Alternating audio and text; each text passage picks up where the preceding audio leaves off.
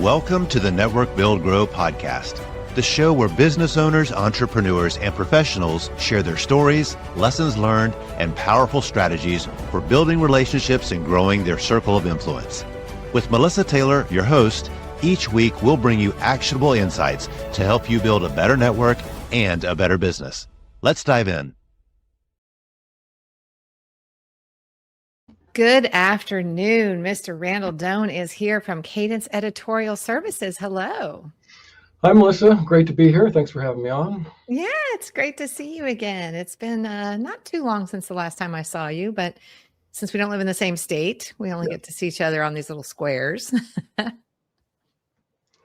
Sometimes that suffices, but yeah, there's nothing quite like face-to-face in real life. Yeah, exactly. So tell us first, before we get into some good networking practices, first tell us a little bit about Cadence and also, what you do, but also why. Why is this such an important part of what you do, your life? Well, let's go back a little ways, since this is kind of a third career of mine. So I left California to go to New York to work in do my graduate studies in sociology. And then when I followed my now wife to Ohio, I thought we were going to end up pursuing the ever elusive joint appointment at some college or university. And then after our daughter was born in 2004, we decided that maybe it was more important that I get to bike to work rather than be tenure track. And so I crossed over to the dark side, as some people say, became an academic dean. And it was a pretty sweet setup. It was an 11-month contract. I had like 45 days of vacation per year, bike to work. And I was better at it than I thought I'd be. I liked it more than I thought I would. And it was great. But after about 10 years, I was like, okay, if it's going to be 11, is it going to be 15?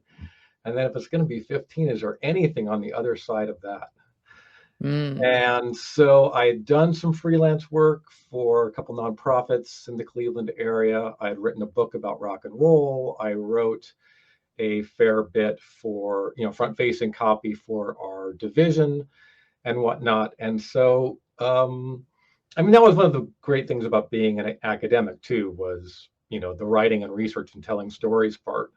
And so I had no interest in, this is 2017 or so. I didn't have a whole lot of interest in commuting to Cleveland 5 days a week. I thought that would just kill my soul. And this was this is just when Zoom is getting a little bit of traction.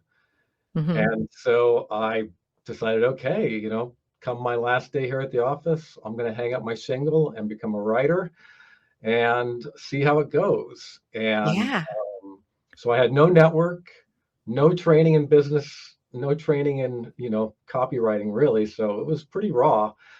And I'd like to think my first year was my red shirt year, considering how many rookie mistakes I made in my year. But then, things kind of came together in year 3. And so anyways, then I was off and running. And we can come back to that story in a little bit. But so then all of a sudden I was doing all sorts of copy for folks in healthcare writ large, some mental health stuff, and then med tech startups. How'd you get into healthcare? How'd you get kind of into that specific kind of sweet spot? Well, it was a nice fit in terms of, all those scientific journal articles. When you're building credibility and, building collateral, white papers and the rest, it's good to, to have somebody who can look that stuff over for you, right? And cite those authoritative journals and footnotes and whatnot. And those are not that different from sociology journals, really. They're all pretty much the same template, the same sort of format of the argument. And so, when that opportunity came up, it's like, oh, I can translate this complex stuff into persuasive copy.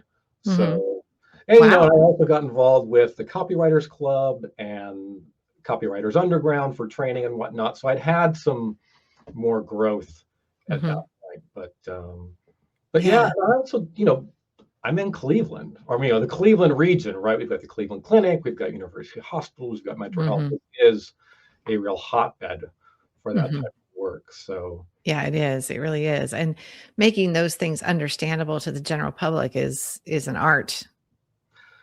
it can be tough. It can be tough, Yeah. I mean, one of the things I was telling one of the hospitals here that I was working for, it's like, you can keep going, you can keep aiming for that 5th grade reading level, but you're just not going to get there, because when you have to use the word gastroenterology or whatever, like that drives it up. Like there's just no way, you know, Hmm. yeah, you can use Hmm. all single syllable words after that, but that's going to almost guarantee you're coming in at 7th or 8th grade level. So, Yeah.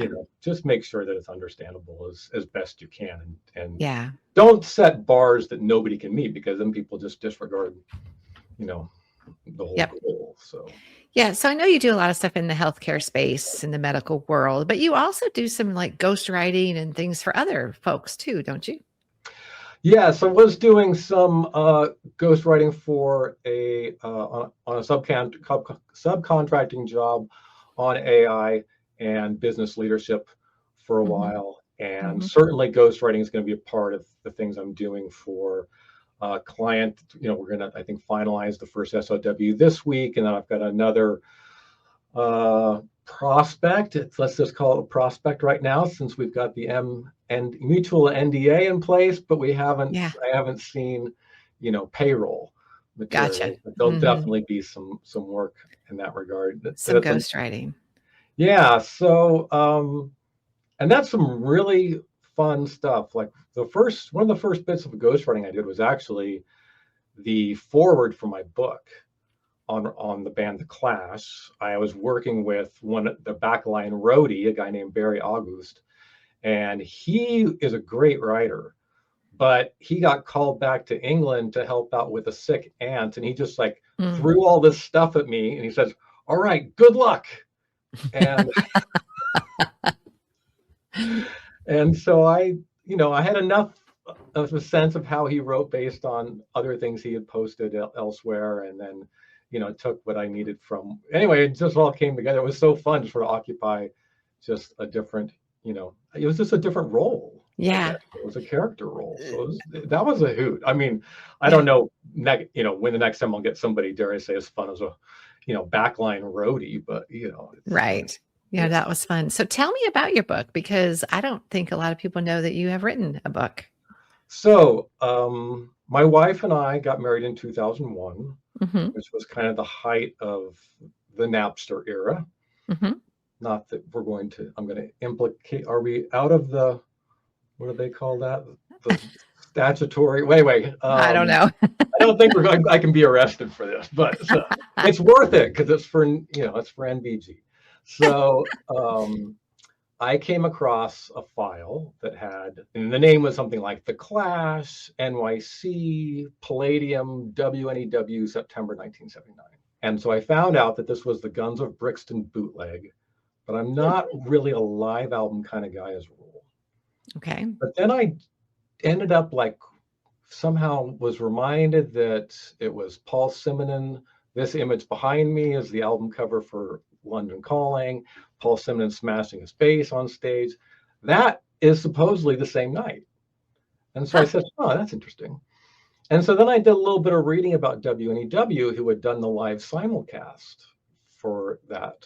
And I found out that WNEW was the last of the freeform FM rock stations in New York. And by that point, freeform rock had turned from avant-garde to a little bit of, dare I say, rear guard.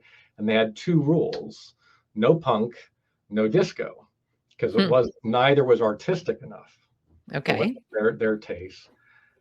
And then I found out that the Clash played 2 nights at the Palladium on their second trip to New York. They had played one before. And that the other major bands coming over at that time, Joe Jackson, The Police, I know there's one, Elvis Costello, they played the Bottom Line, which seats 400. And the Clash, or the Palladium, seats 3,000.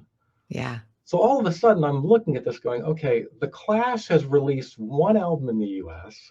It peaked at number 126. So who had the chutzpah to think they could sell 6,000 tickets to a performance or 2 performances of theirs in New York when they had almost no radio play at all? Yeah. So I knew there was a good story there.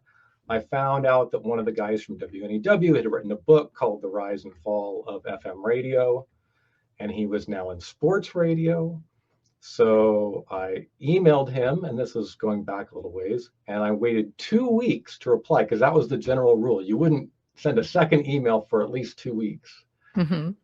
And lo and behold, an hour later, my phone rang, and he says, "Hey, this is Richard Neer. What do you want to talk about?" And I was just like, Wow.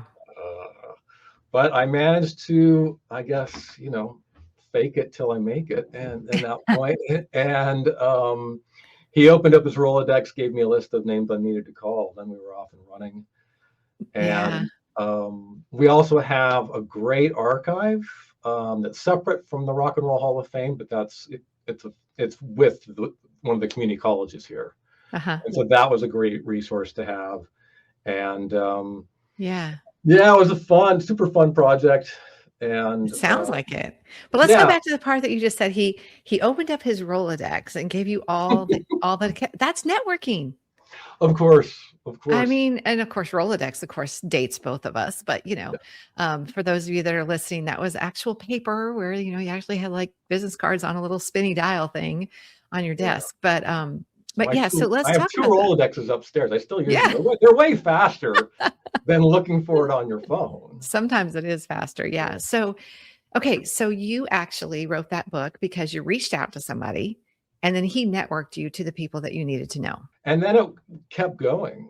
Yeah. Right. I had some speaking gigs out in California. One of the key players from the New York scene is now in Roxbury, New York, where they run a community radio station.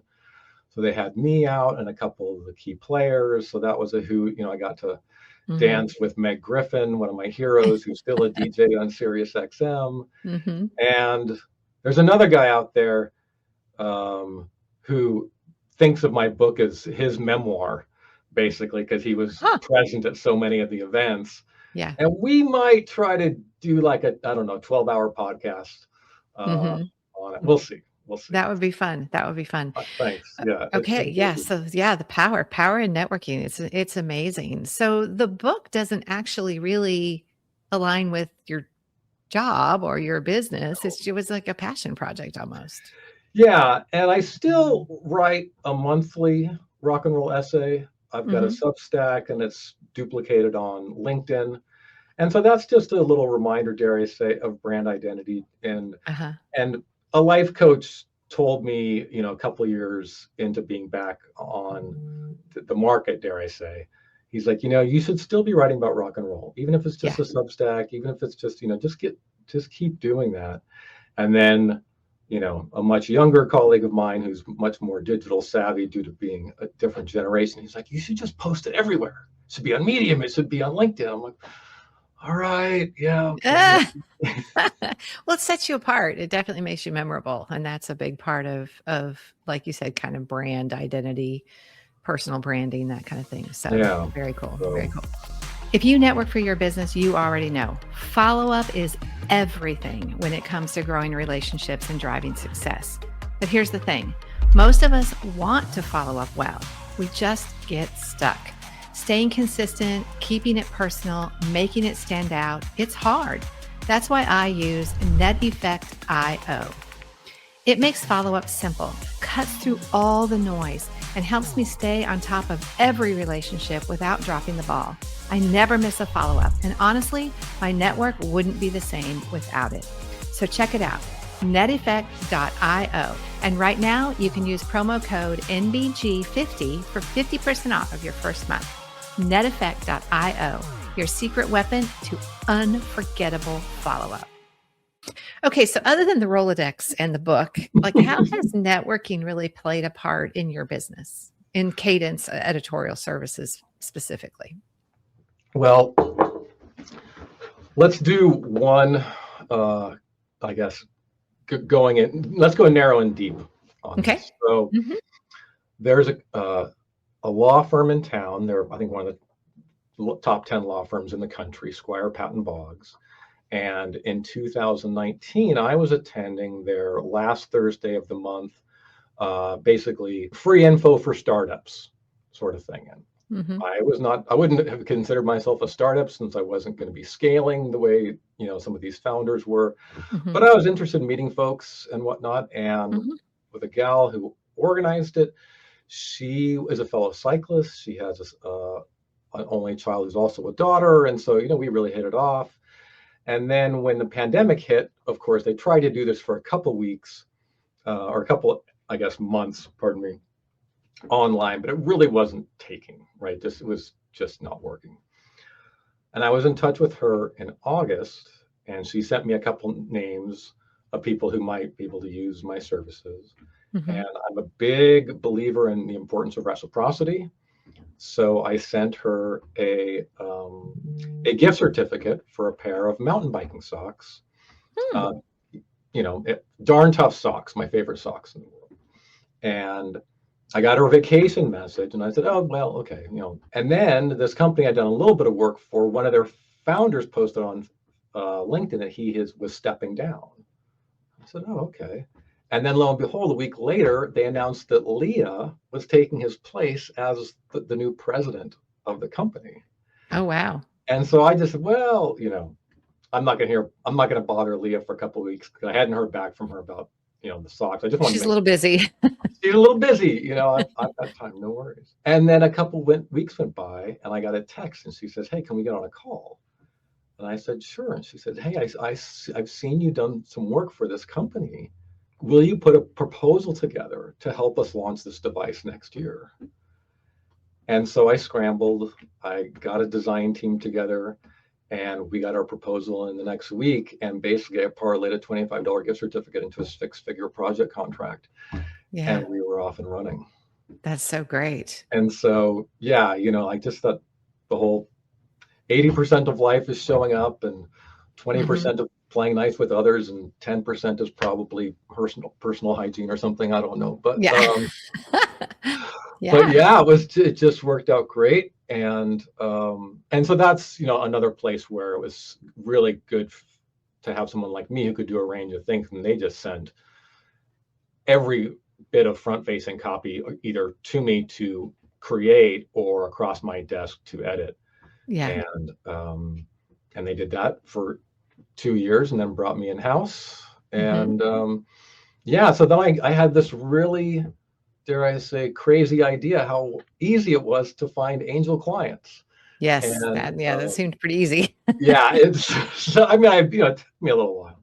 Yeah. But it's interesting because it's not rocket science. I mean, if you stay connected with people and you provide them value, and you sent her mountain biking socks, like that's really paying attention to who they are. And so if you get that chance to be that connected, it can turn into lots of things that we don't know. Right. We just Absolutely. don't know. Yeah. All right. Well, let's do some rapid fire networking questions. You ready? Okay. I've been up all night thinking about this. Everybody hates this part. All right. So now you do go to some networking events too. We've been talking about networking as kind of a lifestyle, so to speak. But when you actually go to an event, how do you decide which events you attend? Well, that's a great question. One of the things that I'm really interested in is helping grow the startup scene here in Cleveland. Columbus has done amazing. They're 2 hours south of us, and that's where all the energy is. Not all of it, but a very big share. And I think there's enough happening in Cleveland that if we would, dare I say, pick some sectors and build critical mass around those sectors, I think amazing things could happen here. So, sometimes it's just doing a bit of research to see who else might be going, right? And you go, okay, I want to make sure I get that person in touch with this other person. Or it's a matter of, just figuring out who might be interesting based on their background. And then, sometimes it's just easy to pick out somebody who's wearing something amazing, and that's where you start, and then, so I think that's a really big part of this. This was actually, it's not something people were talking about last year, so much as I think this year, with the way the algorithms have changed on LinkedIn, and they really Mhm. want you to, put stuff out there that people will save that bookmark and come back to it. Mhm. And I wrote a 6-piece series on the startup scene here in Cleveland, like past, present, Mm. future, about Hmm. over 8,000 words. Mhm. And, I had been pretty modest on LinkedIn before then, but like and a lot of people were not liking it because I was saying some controversial thing or things they wanted to say out loud, but didn't want to be on the Yeah. record as being in agreement. Right. Right. But yeah, like 40,000 impressions on the Wow. last, which for me, that's an awful lot. So, That's um, great. yeah, Yeah. so it's weird too. Like, people will still come up to me at events I've never seen before. It's like, so what are you writing now? I'm like, wait, Oh, wow.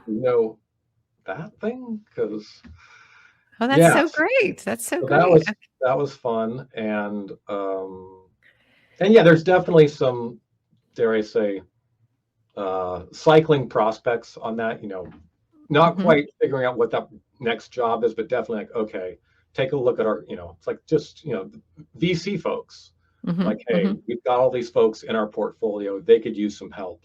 Yeah. Let's make sure we talk every few months just to see if there's an opportunity there. So, Yeah. Yeah. Yeah. Making those good strategic business alliances are really good. Really yeah. good.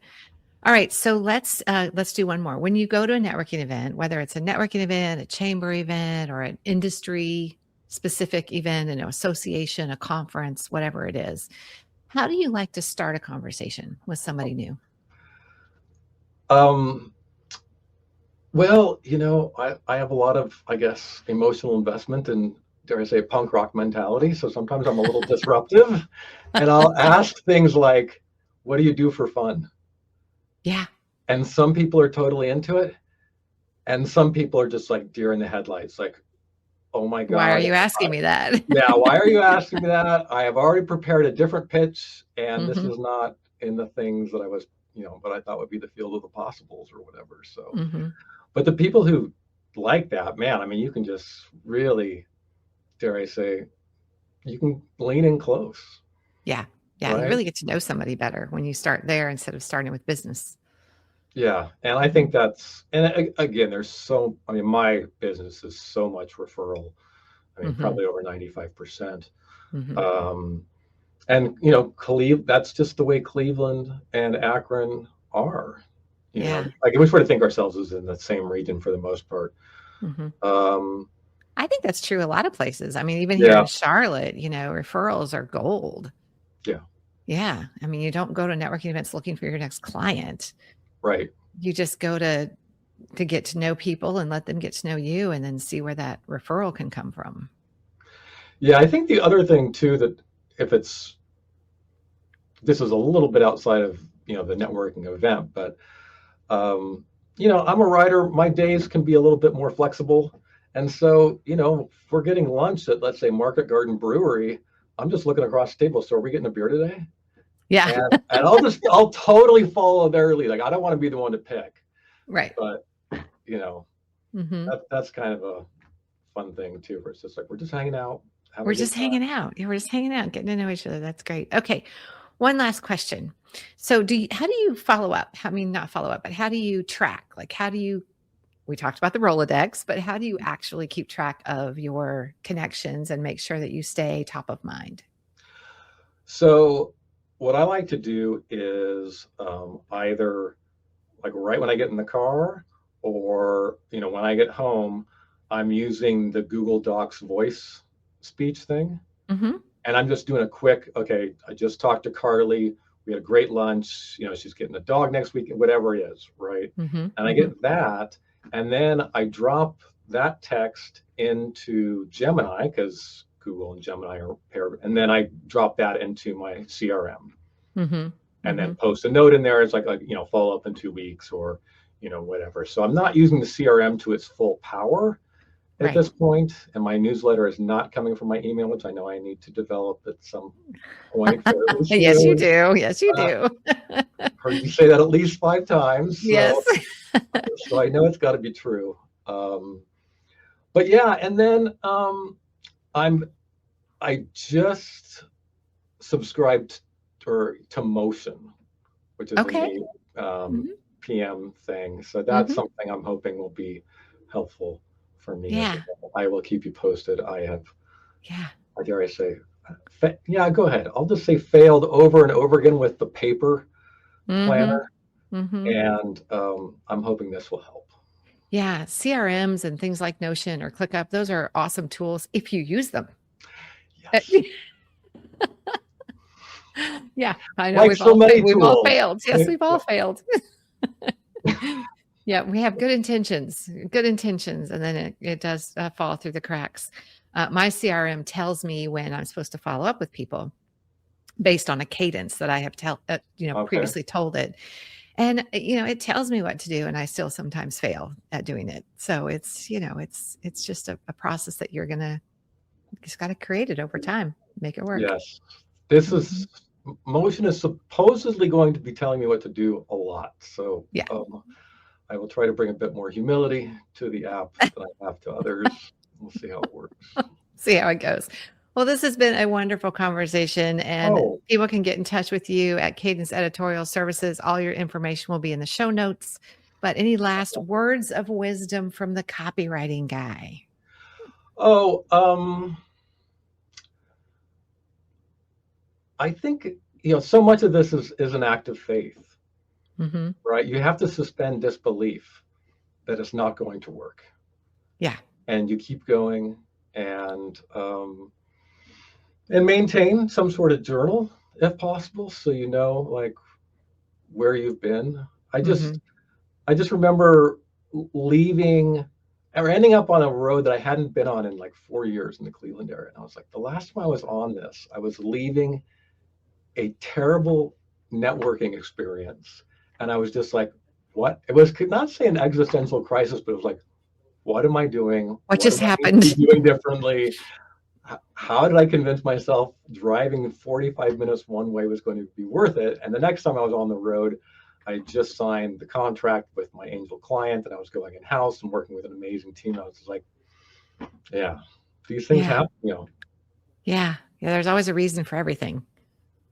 Yeah. Yeah, but also hmm just like making sure that you don't forget that how much labor you put in. Yes, serendipity hmm is huge. Obviously, the case with the mountain biking socks Yeah. was, just one example of that. But you also create your own luck, right? So hmm Who was it that said that luck is preparation and opportunity or something like that? I can't remember yes. exactly how it was, but yeah, it's incredible. So, well, thanks for being with us today.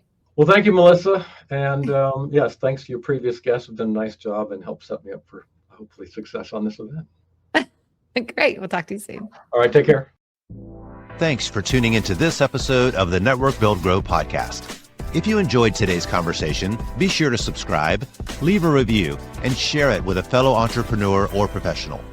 And of course, if you're not yet part of our community, visit networkbuildgrow.com to connect with us. Until next time, keep building and keep growing.